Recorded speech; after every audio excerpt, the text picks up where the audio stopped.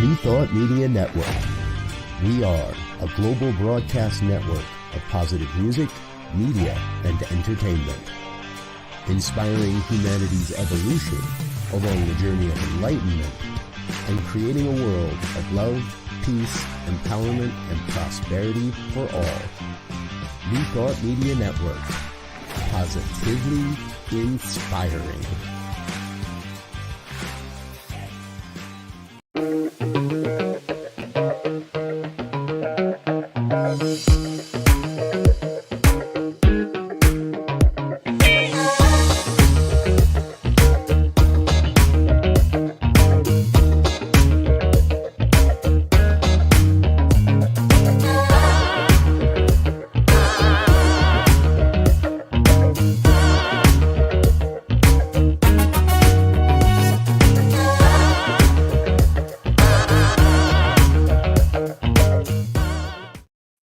And hello again, dear ones. Reverend Robert with you over here.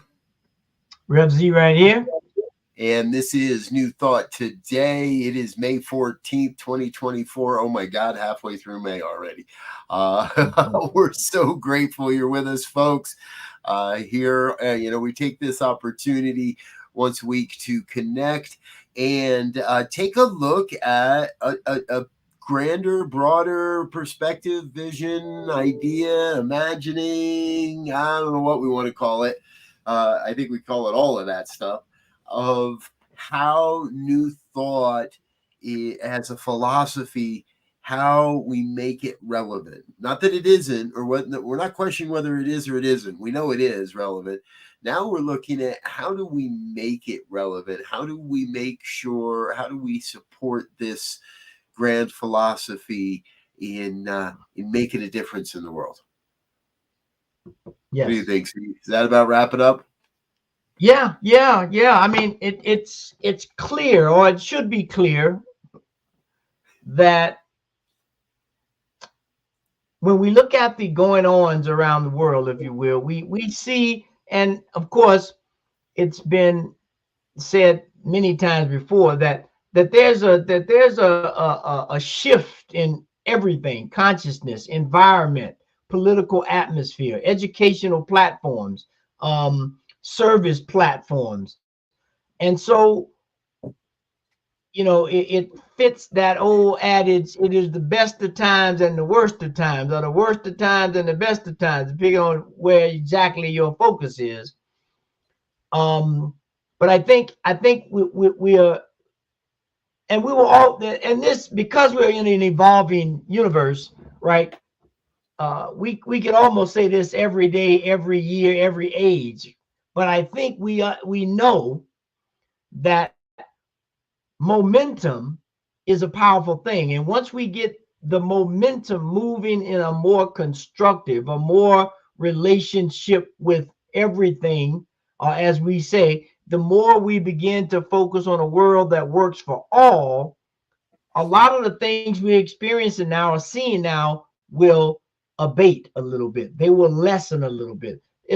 We live in a dynamic world, so troubles and conflict, if you will, I don't think they will ever go away, but they will be. We can create an environment where they are reduced to the level of everyday occurrence, right? Where it's not catastrophic every time something happens. Yeah. Yep. Absolutely. I love. I already love where this is going.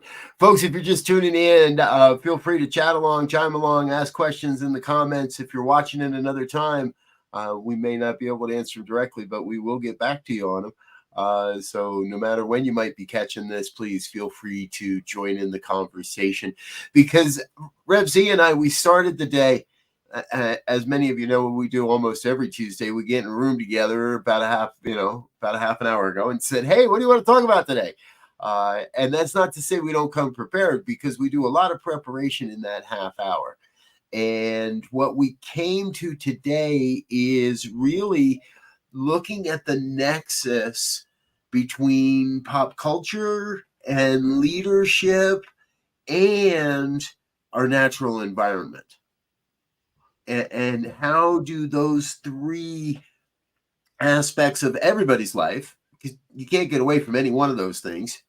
You either are, you either consider yourself a leader and you're working to be a better leader, or you're not, but then you're being led by someone. You either recognize and are living in harmony with your physical and environmental and your environment, your natural environment, or you're not. And if you think you're not being influenced by pop culture, well, sorry to say you are. So, and we all, I don't think there's any escaping being influenced by pop culture. So for us, the question became, okay, so how do we influence, how do we take this new thought philosophy and influence what's happening in pop culture? Not as I guess we didn't really talk about this, but I don't want it to feel like it's a hostile takeover.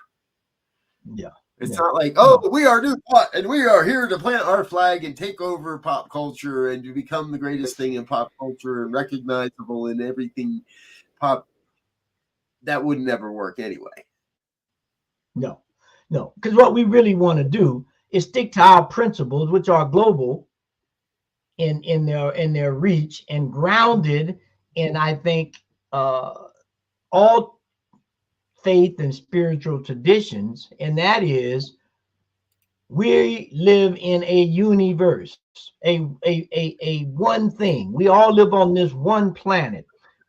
Recently, we had the aurora borealis that was seen around the globe, right? Because of the emissions of the corona energy coming from the sun, which is 92 million miles away, a long place that created this spectacular sky show, if you will. But I think we have to begin, or not begin, because we know we have to begin to bring it to the forefront. The idea that, number one, which is one of the things that we teach, life is about choice, right? Mm-hmm. We all have choice to do something or not. And you've all heard the adage, I'm sure, most of you have, no choice or no action is an action or a choice. Right? You can't just sit idly by and not get involved. And so I think that's the approach a lot of people are taking now, especially after COVID. And we look at the divisive political thing, and we look at pop culture that has the cancer culture and the shaming culture and the bullying culture and all these things to give more division of something that is inherently one. And that's what we really want to, I think, as New Thought, as metaphysical teachers, as a movement, begin to move us back to this idea of oneness, of unity, that all things are connected. And no matter which lever you pull, you're going to affect something else of this whole. Yep. And I want to jump on top of that and join you on that, because no matter which lever you pull, you're going to recognize the oneness and the wholeness. But no matter which lever you pull, it's also the perfect lever to be pulled. Yeah. It is and I think a lot of people, I think part of the reason New Thought is not more widely known or widely recognized or like more widely understood. I pulled up an article in our research today, something, and the first thing it said, while New Thought might influence more than you understand, fewer people understand it than ever before, or something like that. It was like this twisted, convoluted idea that we're not even as popular as we think we are. Yeah, right. And even though if you and I take a look at pop culture, we're going to see the references, we're going to see the similarities, we're going to see that oneness, we're going to see where those things line up, because that is the lens through which we are attempting to see. Yeah. So whatever lever gets pulled, it's the perfect one, I think, to help more people not necessarily have the epiphany that I need to become a New Thought, or I need to become a religious scientist, I need to get myself to a unity church. I need to get myself to a spiritual community. Not that, but more along the lines of, wow, there's an inspiration I want to live by. Yeah. And I think, for anyone that has been traipsing around spiritual communities or faith community or religious traditions or just consider themselves to be a seeker of truth, we understand that there are many paths to the top of the mountain. And one thing you said that triggered a thought in my mind, and that is, for me, sometimes to get a handle on what we're dealing with, I like to think of it being in a house with a thermometer. I mean, not a thermometer, with a thermostat. And I can set the temperature in the room for the thermostat to be at varying degrees. And once I do that, there's a sensor, there's a gauge, there's a thing that's monitoring the environment. Did somebody open a window and now it's cooler, so I need to work harder? Did somebody light the fireplace and now it's hotter than I anticipated to keep this, and now I need to turn myself off, right? But there's this constant conversation between the thermostat and the environment to keep it at a level, to keep it at a temperature, if you will, that supports everything in that environment. Now we have to begin to look at life in that manner, so that we can begin to allow the thermostat of things going out of control or over the edge. And how do we begin to adjust the environment and or the thermostat, if necessary, to bring things to a more acceptable, a more engaging environment, if you will. Absolutely. And I think what you're saying kind of dovetails on what I was saying. And Yamaja, I hope I'm saying that properly there. If not, my apologies. So New Thought is demonized by traditional Christian, and I believe that's supposed to be Christians. So, and that's exactly the tone of the article that I had found. It was New Thought is not New Age. And it's kind of like they made New Thought worse than New Age. Like, New Age is bad, but if you fall into New Thought, it's really bad for you. And what we know is the exact opposite is true. So the perception out there is that for many is, we don't even consider that, even though they might believe in the law of attraction, or they might believe in the power of positive thinking, even though they may believe in many of the same things we do, they couldn't possibly be New Thought, right, in their minds. Right. Well, and as you just demonstrated, there are many places in the Bible. New Thought is talking about your thoughts and changing conditions based on your thought. There are many passages in the Bible and other scriptures that talk about how you have to change your thought, how you have to change your perspective, how you have to change the way you look at things, which is all saying the same thing in a different modality. And one thing we talked about is that, culture and environment are very close, right? And so what we're looking at in a lot of ways in these different traditions is that group of people, that set of ideas were placed in a certain environment.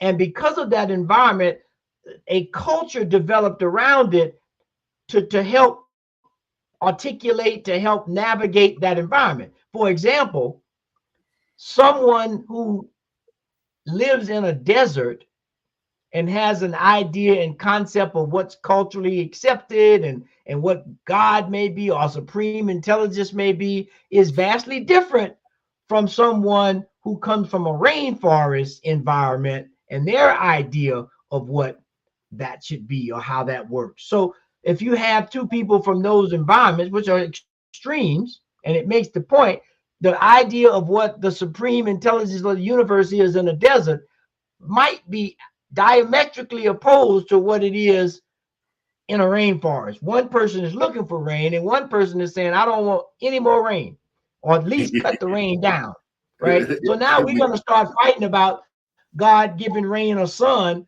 and God gives it all. And we need it all. Yes. You spark is it a Yeti or is it a Sasquatch? Yeah. Or is it the abominable snowman?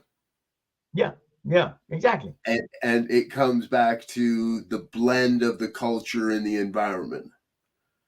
And I we should do it. We should do something about this on this. I don't know at what latitude does a abominable snowman become a Yeti, and at what, and then where does it become a Sasquatch, and then where does it just become Bigfoot? Yeah.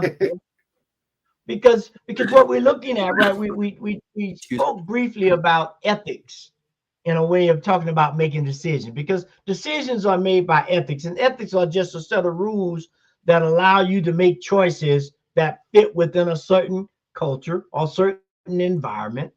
Right. And so we have to begin to think about, the environment is changing.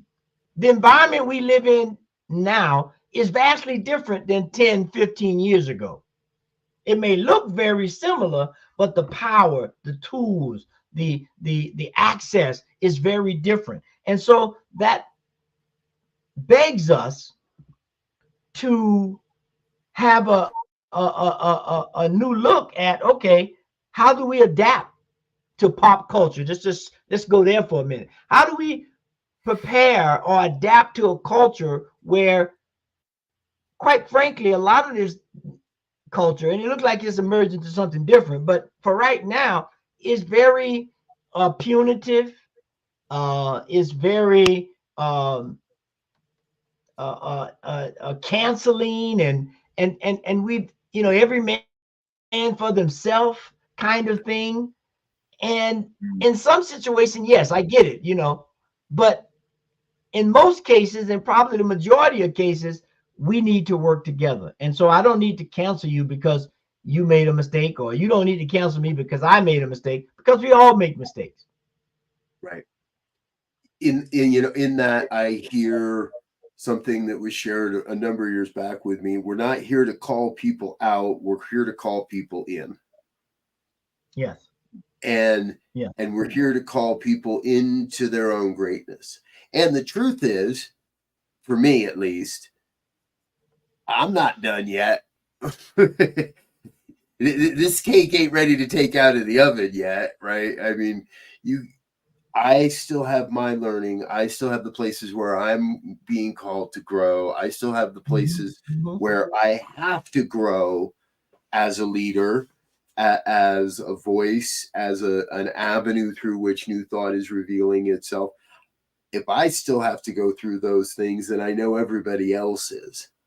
So we are all on this planet together. We're going to keep coming back to oneness, folks. We are all on this planet together. And all right, so I want to jump into something we weren't going to talk about. Let's just talk about the idea that we now have movie franchises. And movie franchises are not just 1 and 2. It could be 6 episodes over 20, 30 years. Because before the show, folks, we were talking about the new Planet of the Apes movie, and I had to remind remind ourselves, well, wait a minute, what happened in the early movies? Like, what was Charlton Heston's role in that movie? And we had to look at the various aspects of how the story is played out over really our lifetimes in telling a grander story. And what we can see is that the influence of new thought new thought principles, let's say, are a little more prevalent in the current episodes. And this isn't just that one franchise. We're seeing this across various cultural franchises, let's say. Some not so much. Reality TV kind of missed the boat. But for the most part, there's great filmmakers telling great stories in pop culture that actually teach leadership principles without having to go to a leadership class. Yeah. And teaches consequences without you having to make the same mistake to get that results, right? I mean, because when you think about the Planet of the Apes, right? The series started, I think it was 1968. Yeah, right. Like before I'm watching movies, I didn't see that in the theater. And so we're talking about 55 plus years. And I'll give that because I may be off, but I'm pretty sure the first one, because I saw the first one with Charlton Heston and and then the series after that, right? And then and because I'm sort of a movie, aficionado in some ways, the last one of the old series, if you remember Ricardo Montalban, the guy who was on Fantasy Island, he found, or he had Caesar when Caesar was just beginning to talk, right? Yeah. And then you go forward to the new one, and then Caesar plays a prominent role and continues to do so. But one thing that we look at, whether it's throughout this 55 plus year episodes, is that it's constantly teaching us about coexisting and dilemmas that we find ourselves in, and how do we establish relationships, and how do we begin to create a world that works for all without getting so grand and so obnoxious with ourselves that we want to control everything that in a lot of cases we have very little control over. Yep. Now, folks, if anybody's concerned about spoiler alerts, don't worry. We're not going to spoil anything. I haven't seen the movie yet. I do intend to. And Elzia has got me a little jealous. He went and saw this one before me. So we'll catch up. And from what I understand from the little bit you've shared with me, there's that third piece of our puzzle today, the natural environment. And that, I'm sure it's going to play a role in this series. We know, and if we look at things like the Avatar franchise, that piece of pop culture is really focused in on our relationship with nature and with our natural environment. So we're creating our virtual environments, our online environments, our spirit. We're creating our natural environment. All these various pieces are all combining to, well, really give us the opportunity to create the life we want. Yeah. And one thing you brought up the Avatar, and they got another one of them coming out, I think, in December. They've set it up so they come out with one every year for the next 2 more years, I think, if not 3. But I think with that, and if I look now at this movie, Planet of the Apes series, it, in my mind, it one thing that sticks out, is that the planet, all of it's sacred. And we have to begin to think of it as such and treat it as such, and not as just some material thing, or life as just some passing thing that we can take it indiscriminately, or we can destroy the planet by all kinds of things indiscriminately and don't expect a result or consequences. Yes. Very true. Because it's a dilemma, right? It's like everything we find in these faith traditions. Part of the key is finding the balance. Yeah. There's a dance that has to go on, and we got to find the right step, the right music, and all of it together, the conductor, everything that makes it go the way it goes, so that it's perpetually increasing and evolving into something greater that's more supportive of everything and everybody. Amen, Reverend. Folks, we're going to take a real quick break and follow up on these thoughts in just a moment or two, but we really do want to make sure we say hello to some of our sponsors and those that help make all of this happen. So please don't go away. Stay with us. We'll be back with more of New Thought Today right after these messages.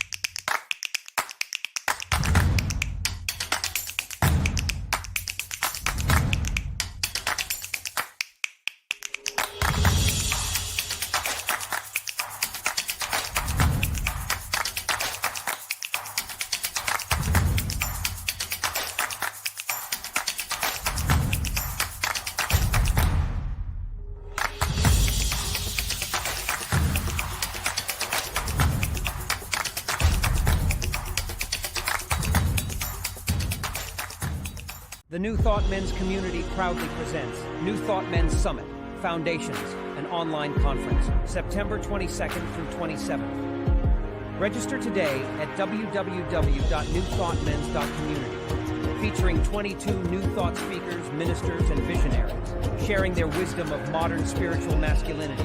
New Thought Men's community, empowering wholeness, centered in spiritual living.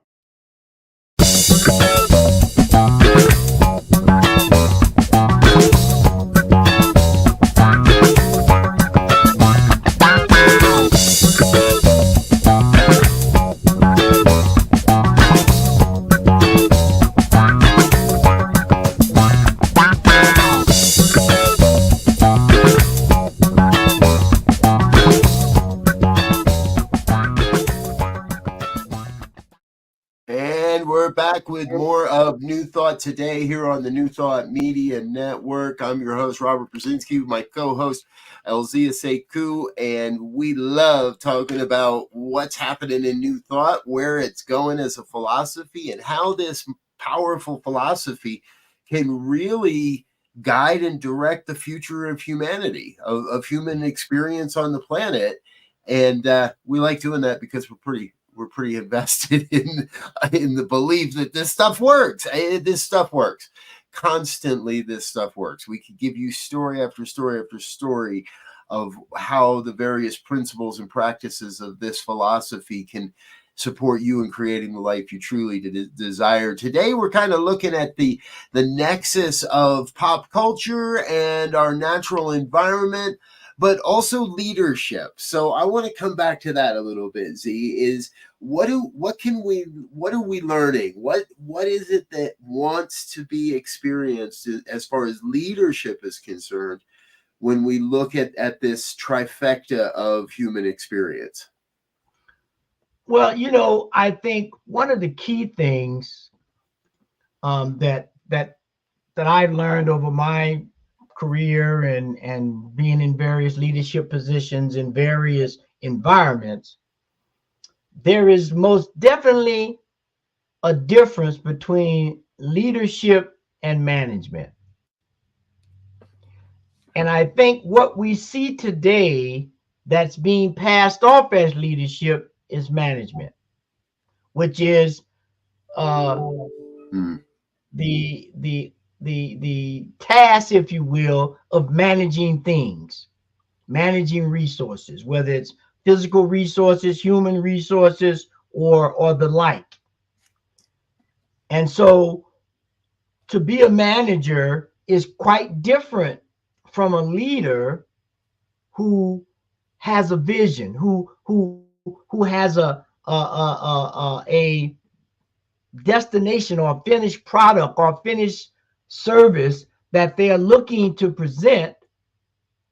And then we find managers, because it's a broad thing. It's like the universe or like the planet. It incorporates a lot of things. So I may need a manager to manage the people, or to manage the resources, or to manage the time, but they may not necessarily be leaders who are looking at how all of this comes together to make the thing or the service.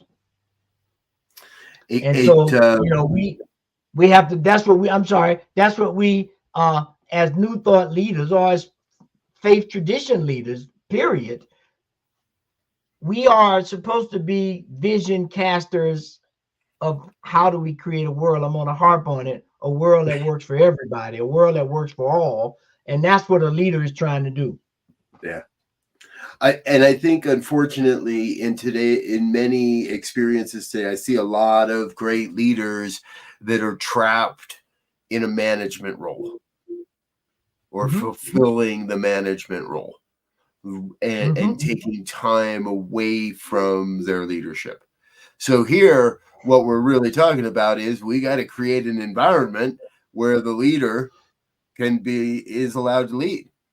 And there are people in place that are skilled and prepared to manage the details of that collaboratively. Right. And oftentimes I've seen managers who have lots of resources and can make things happen, if you will, and they get confused with leaders or confused with being leaders, and they're just really not glorified is not the right word, advanced managers who can put things in place. But if you ask about where are we going, what's the vision of this, what's the end game, what's the outcome, they often don't have a very direct answer to that question, whereas a leader always knows, because they're leading to something, they're leading to some place. And so I might have a manager today that's managing XYZ, whatever that is, and tomorrow we may not need a manager to do that anymore, because that part of the vision has already been fulfilled. Right. Yep. I don't need a manager to manage the idea of a combustion engine, because we know what that is now. What I need now are visionaries or leaders to say, what is the next level that we take the combustion engine? Is it, make it more hybrids? If it burned less fuel, or that's what a leader does. They begin to vision those kinds of things, or think about those kinds of things. Yes. I love it. Folks, we want to hear from you too. Feel free to chime along. Let us know what's happening. The future, I believe, the future of New Thought communities in many ways, I believe, is, this is going to sound a little antithetical to our conversation, are leaderless teams that are filled with people that know their role in between these two distinctions that Elzia is making. Teams where there isn't someone, where it isn't, this is my team and we're going to do it. And when this is one of my big harps lately, is getting the ego out of leadership, getting ourselves back to that place that says, hey, there's 7 of us here, and this task, this project, this program has to be completed or created. And while in some places I might be the one to lead the charge, in this, I might be the person to say, hey, just give me a paintbrush and let me paint the signs. Let me be the guy that makes up the video or whatever it might be, and not take a role that is different than our norm to make things happen, to really activate a vision. Right. And I oftentimes when I think about this idea of a world that works for all and the coexistence of things, and understanding the purpose and usefulness of everything, I often go back to that old book, The Celestine Prophecy. Because what it talks about is this whole idea of how things come about, how things move together. And the very first point that they bring up is critical mass, right? And right now we're coming to a critical mass on a whole bunch of stuff. So that's allowing us to wake up, right? What critical mass means, it allows us to wake up, and some of us are waking up to say what we have now is not sustainable. We see that now. everywhere. I just go ahead. found something today. You are creating a huge spark. Starts with us. You're going to love this language, Z. Dear builder, thanks for joining other builders in overcoming our toxic divides. Americans of diverse political beliefs and backgrounds are exhausted with the us versus them culture of contempt and are ready to take action. We know we can work together across differences to reduce toxicity and dehumanization and solve our toughest problems. Prominent leaders and thinkers from across the political spectrum are part of this movement. There's still more, and I've only just, it's like it just kind of somehow found its way to my desk today. And it was just enticing it up to say, all right, I'll give you my email address. Let's see what you guys got. And that was the first thing they sent me. And yeah, I'd like to get that.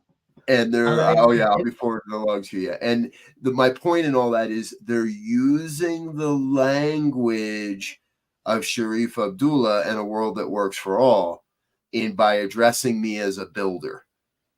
Right. They make an assumption. So there's got to be somebody behind this, right? And so here is a great example where Sharif's leadership has led someone to create a program that's in alignment with his vision, his leadership, but understands how to speak to the perfect audience for this message. Yeah. And the beautiful thing I like there, if I could easily see taking, because people now in this culture we have, they take offense to everything, right? And if you start talking about building, then they're gonna say, "Oh, you tearing up this, that, or the other." So I could easily see, and we have to be aware of that. Change that builder to creator. It would flow just as well. I want to connect with other creators to create, to do whatever, to make whatever, because when I look at the Celestine prophecy, the first thing was this critical mass that speaks directly to that. We need to come together as creators to implement the last point that they make at the first book of the 9 insights, is to support and bring about the emerging culture, right? There's a new culture that's emerging. And there's a way that when we get together, we can engage that flow by acknowledging that everybody is a creator, and by understanding that we all have these moments where we let our egotistical ways want to put us at the center of power. But when we understand the emerging culture of, it's kind of like an all or nothing scenario we got here. We all pull together to save ourselves, or we all going to be in trouble. And so that language, that little bit you read, I think is what we have to begin to accentuate as new thought leaders, as faith leaders, as spiritual seekers, as culture builders that will sustain the magic word, a world that works for all. Oh, yep. Well, and cultural builders, right? Yeah. I don't know where this statement, I first ever heard this statement, but I can tell you I've heard it a lot in the New Thought movement, and that the work of cultural change is slow and often quite messy. Mm-hmm. I'd like to affirm getting rid of that quite messy part. However, the messiness sometimes reveals the greatest truth, oftentimes reveals the greatest truth. The willingness to be in the messiness of it that says, I don't know what to do, but I know that something must be done. Yeah.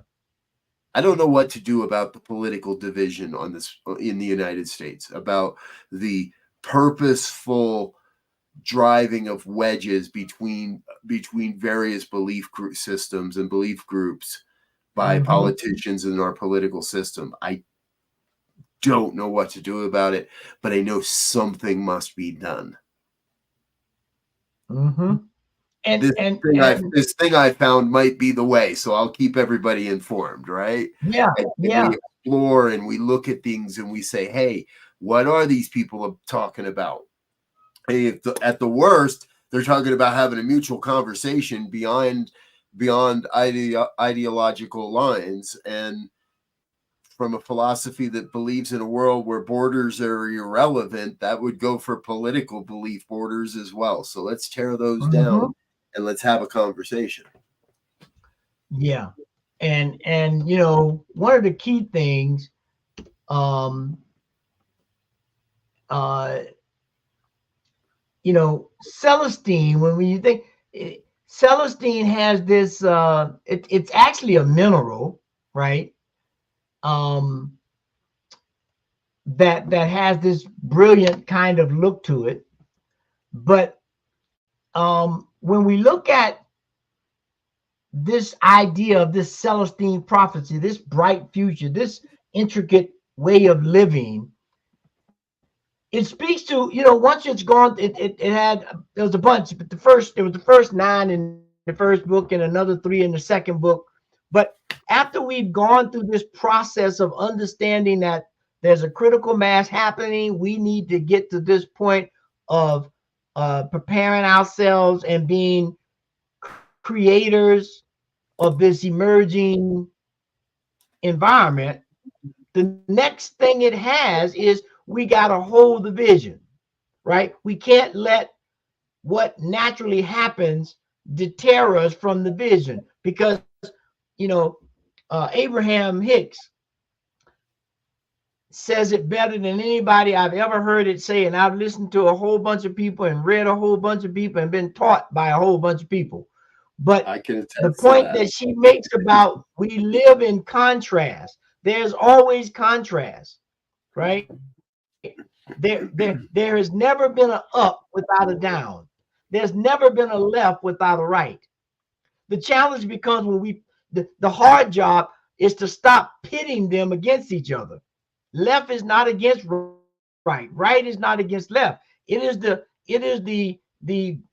endpoints of one thing, direction, right? So we have to begin to understand that we hold that vision, and then, you know, what the last point that's made there is that we are now at the hour of decision.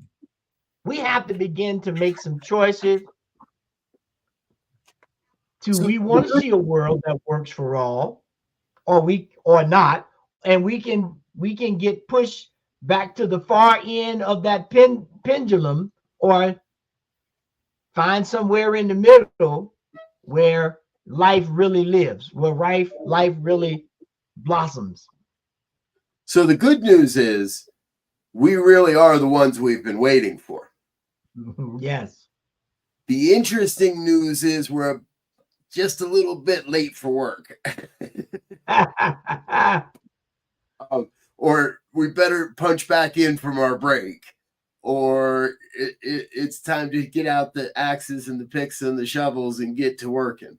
So we are the ones we've been waiting for. And I joke a little bit there, folks, and there are a lot of good people doing the work, and this is the time for all of us to step up more fully and do the work that is necessary to start changing the perspectives, to start living these principles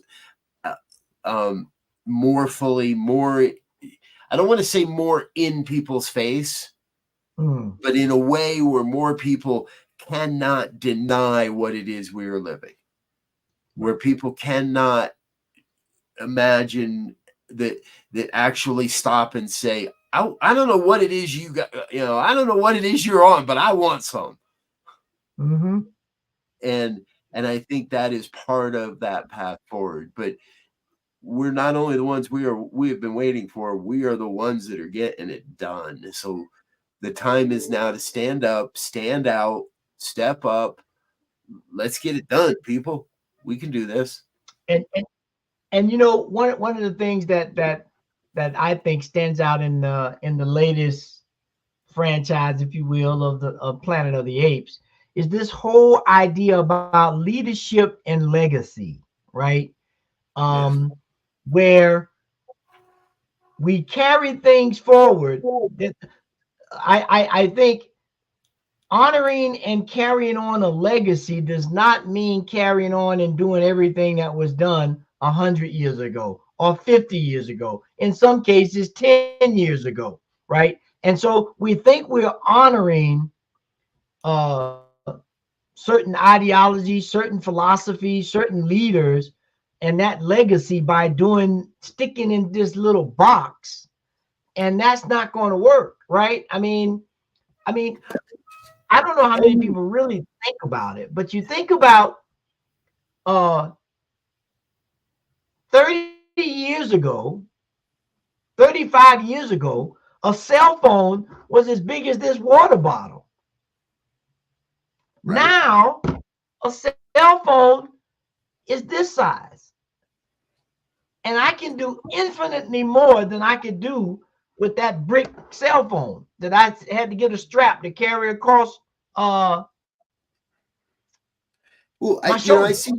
I see leadership the same as pretty much every other major aspect. If it's not growing and evolving, it's not real. It can't remain the same. The nature of humanity is evolutionary. We evolve through our revelations. We evolve through through our natural selection, through our breeding. We by our very nature, we are evolving beings. And if the ways we lead and and where we lead from don't change, there's a big problem there.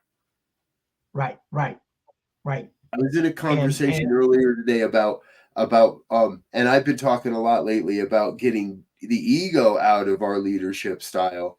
And I happened to be in a conversation earlier today where it came forward naturally. I didn't say anything about it. And this other one was talking about fear-based leadership. And there was a part like, I can remember when I used to be more of a manager, I would lead by fear. And eventually that evolves. And the fear actually, the first step away from fear is just the ego. And I would lead from the ego rather than from vision, rather than from a grander vision, as you keep saying, a world that works for all.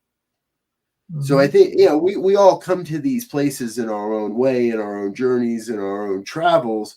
And at the end of the day, if the idea of leadership hasn't grown and changed and evolved in the last 2 years, then we're really late from coming back from lunch. Then we're really late to work, because I think that's going to be one of those places that has to see a wholesale change, and has to see a wholesale change rapidly for there to be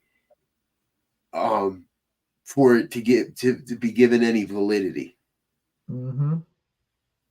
The people that we look to as leaders today in many places of the mainstream cultural aspects of our lives are not actually leading any longer. Right. But they're going to have a hard time adopting anything new either, because they're in positions of power where they've been taught they just get to ride it out now and phone it in on a very small cell phone. Yeah. See, and you just talked about ego, and it brought me back to Celestine Prophecy, which I think is a great read. If you haven't read it, anyone out there in listening, read it. If you have read it, reread it again. I try to find myself reading it every 2-3 years, just because I think it's so powerful. But one of the things it talks about in there, when you talked about ego, and we talking about coexisting, when we talking about cultural and environmental differences, it speaks about this interpersonal ethics. It speaks about an interpersonal ethics where we have this approach to uplifting other people around us at every opportunity, so that we begin to activate things that are dormant within them and dormant within ourselves when we necessarily not compete against each other, but compete to uplift one another. Right. Then we can move beyond this ego and experience the oneness and the unity of all things, because everybody wants to be valued. Everybody wants to be successful. Everybody wants to be recognized for their genius. And that is the ultimate teachings of religious science, science of mind, new thought, unity, the monotheistic traditions, all of them is preaching that message of upliftment of humanity and honoring the environment that we're in, so that we all work together to create something much better than any one of us can create on our own. Amen. There we are. That's how we know it's time to take a break, folks. When somebody says amen. So we're going to say hello and thank you to our organizational sponsors and individual donors. However, we got more coming, including our final thoughts on today's program. So please don't go away. Stay with us. Hit the like, share, and subscribe button while we go on this quick break. We'll be right back with more on New Thought Today. Stay tuned. Please help us say thank you to our organizational sponsors, including the Hefferland Foundation, Affiliated New Thought Network, International New Thought Alliance, Science of Mind Archives and Library Foundation, Center for Spiritual Living Denver, Center for Spiritual Living Midtown, New Thought Philadelphia, Planned Happiness Institute, Summit Center for Spiritual Living, One Heart Retreats, Center for Spiritual Living on the Lake, Unity Kitchener, Unity Spiritual Center Ottawa, Om Center for Spiritual Living, Satya Center, Begin Within Ministries,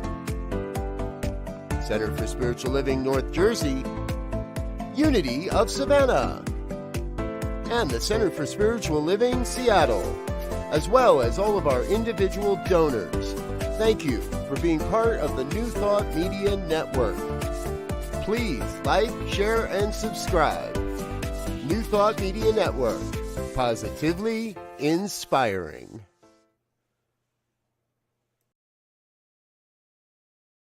Yes. Thank you to all of our organizational sponsors and individual donors. It's thanks to folks like you that we're able to continue to share these mighty messages and conversations out onto the planet, into the world. We appreciate you being with us.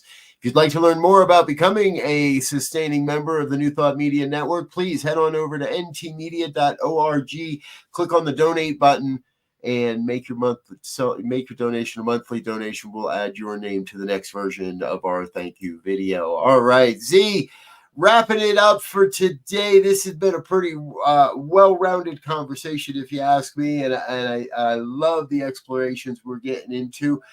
So where are we? What's your final thoughts on this one this week? You know, my final thought is that we have to tap into this idea of collective evolution of the planet, of our environment. Everything is evolving, not just us, the planet, the environment, the animals. And when we can tap into a higher energy state, right, of energy, things like love and compassion and companionship and coexisting, we begin to create an environment that not only transforms each of us, it creates something that's tangible. It creates something that's palatable and attainable when we work together. And so we can step into that optimal field of working together, that optimal level of love and respect that allows us to just say yes to the one thing that we treasure most on this planet, and that is life. Right on, right on. I love it. Thank you, thank you, thank you.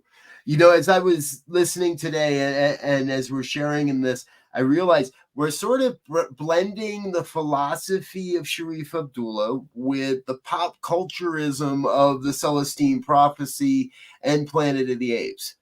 And all of these various things that are out in the world, in the culture, are sharing similar, if not the same message from a slightly different perspective, a slightly different lens, from putting one of those various aspects at the forefront of the conversation. But ultimately, it leads us to two very important things you've been sharing today, Z, and that is a sense of our interpersonal ethics and our collective evolution. What contribution are we making to the collective evolution based on our interpersonal ethics? And I think that's a really powerful and exciting place to play within the New Thought movement.